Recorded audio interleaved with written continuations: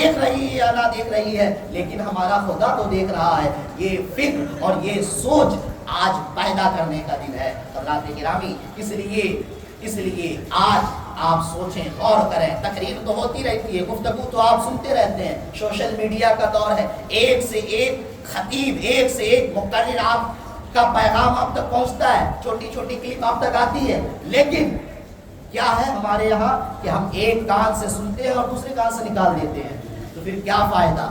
حقیقی معنی میں حقیقی اور صحیح یہی ہے کہ ہم صرف ایک کان سے سن کر دوسرے کان سے نکالے نہ، بلکہ آپ اس پر عمل کرنے کی بھی کوشش کریں۔ اللہ ارشاد فرماتا ہے کہ اللہ اس قوم کی حالت اس وقت تک نہیں بدلتا ہے جب تک کہ وہ قوم اپنے آپ کو نہ بدل دے۔ آج ہم اور آپ ظلم کے شکار ہیں، ہم اور آپ ہمارے خلاف سازش اور پتہ نہیں کیا کیا ہو رہا ہے، تو یہ کیوں ہو رہا ہے؟ ہمارے اعمال کی شامت کی وجہ سے ہمارے اندر سے وہ خوف پیدا ہو گیا ہے۔ ہم یہ سوچتے ہیں کہ دنیا والا دیکھ رہا ہے، ہم یہ سوچتے ہیں کہ ماں باپ دیکھ رہا ہے، ہم یہ سوچتے ہیں کہ مولانا صاحب دیکھ رہے ہیں، ہم یہ سوچتے ہیں کہ فلاں دیکھ رہا ہے، لیکن یہ نہیں سوچتے ہیں کہ خدا دیکھ رہا ہے، یہ نہیں سوچتے ہیں۔ حضرات گرامی، آج دیکھیں جب مولانا صاحب یا کوئی بھی دیندار انسان ہمارے، چونکہ ہم اپنے شہر کی بات کر رہے ہیں، ہمارے گلی محلے سے گزر جائے تو عورتیں کیا ہوتی ہے؟ سر پر دوپٹہ رکھ لیتے ہیں، کیوں؟ مولانا صاحب آ رہے ہیں، مولانا صاحب دیکھ لیں گے، لیکن انہیں سوچنا چاہیے، انہیں مولانا سے ڈر ہے، مولانا کو دیکھ کر اپنے سر پر دوپٹہ رکھ لیا، اب خدا کا خوف نہیں ہے؟ مولانا دیکھے یا نہ دیکھے، یہ سوچ پیدا کرو کہ خدا دیکھ رہا ہے، چاہے مولانا ہو، چاہے کوئی بھی غیر محرم ہو، اپنے شوہر کے علاوہ، اپنے ماں باپ کے علاوہ، کوئی بھی ہو، ہر حال میں اپنے سر پر انہیں دوپٹہ رکھنا چاہیے، اپنے آپ کو باحجاب رکھنا چاہیے۔ آج ہمارے شہر میں دیکھتا ہوں حجاب کا کلچر نہیں ہے، حجاب اور نقاب کا کلچر نہیں ہے۔ جو لوگ ذمہ دار ہیں ان کے اوپر ذمہ داری ہے کہ وہ اپنے گھروں میں یہ کلچر پیدا کریں، اپنی گھر کی خواتین کو حجاب پہنوائیں، انہیں نقاب میں رہنے کی کو بولے۔ دیکھیں آج کیا ہو گیا ہے، چونکہ ہم یا جہاں رہتے ہیں ہر طرح کے کلچر اور ہر طرح کے لوگ رہتے ہیں، ہر کسی کی اپنی اپنی الگ تہذیب ہے، الگ الگ کلچر ہے۔ ہماری تہذیب، ہمارا کلچر یہ ہے کہ ہماری گھر کی عورتیں باحجاب رہیں، ہماری تہذیب یہ ہے، ہماری شریعت یہ کہتی ہے، اس لیے ہمیں اپنی تہذیب کو باقی رکھنی ہوگی۔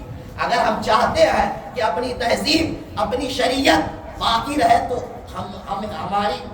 ہمیں کوشش کرنی ہوگی، تبھی یہ ہو سکتا ہے، ورنہ لوگ چونکہ غلط ملت ہو جاتے ہیں، دوسرے تہذیب کو دیکھتے ہیں، دوسرے عورتوں کو دیکھ کر اس طرح بننے کی کوشش کرتی ہے۔ اور یاد رکھیں یہ اسی وقت ہو سکتا ہے کہ جب آپ شروع سے اپنے بچوں کی اسلامی تربیت کیے ہو، شروع سے اپنے بچے کے دل میں آپ نے یہ بات ڈالی ہو کہ بیٹا یاد رکھو، بیٹی یاد رکھو، کوئی دیکھے یا نہ دیکھے خدا دیکھ رہا ہے۔ اگر اس بات کو آپ نے شروع سے اپنے بچوں کے دل میں ڈالا ہے تو یقیناً وہ بچہ جب آپ کہیں گے کہ نماز پڑھو، جب آپ کہیں گے حجاب لگاؤ، جب آپ کہیں گے فلاں کام مت کرو، تو وہ آپ کی بات سنے گا۔ اور اگر آپ نے اس بات کو اس کے دل میں ڈالا نہیں ہے تو آپ لاکھ کوشش کریں، وہ آپ کی بات ماننے والا نہیں ہے۔ آج یہی ہو رہا ہے، زیادہ تر یہ حال ہے کہ بچے کو آپ ایک لفظ کہیں تو 2 لفظ وہ آپ کو سناتا ہے۔ اس کی وجہ یہی ہے کہ ہم اس کی تربیت نہیں کر پائے ہیں، اسے اسلامی تربیت نہیں دیے ہیں، اسے اسلامی کلچر میں ڈھالنے کی کوشش نہیں کیے ہیں، اس لیے آج وہ آپ کا نافرمان بھی ہو رہا ہے، تقویٰ وہ فرما بردار نہیں ہو رہا ہے۔ لیکن حضرات گرامی ابھی بھی وقت ہے، ابھی بھی ٹائم ہے، اللہ تبارک و تعالیٰ نے موقع دیا ہے، فکر کریں، سوچیں اور اپنے گھر کو اسلامی ماحول بنائیں، اپنے گھر میں اسلامی تہذیب پیدا کریں، اپنے معاشرے کو سدھاریں، اور جس طرح پورا رمضان ہم نے حقیقی اور سچی اور سچا پکا مسلمان بن کر زندگی گزارا ہے، اسی طرح رمضان جب ختم ہو رہا ہے تو پورا 11 مہینہ بھی ہم حقیقی اور سچا پکا مسلمان بن کر زندگی گزارنے کی کوشش کریں انشاءاللہ۔ اللہ تبارک و تعالیٰ کی بارگاہ میں ہم دعا کرتے ہیں کہ مولا کریم ہمارے ان نصیحت آمیز جملوں کو اور آپ کے سننے کو قبول فرمائے اور اس پر عمل کرنے کی توفیق عطا فرمائے۔ وما علینا الا البلاغ۔ السلام علیکم ورحمۃ اللہ۔ پہلی منزل اور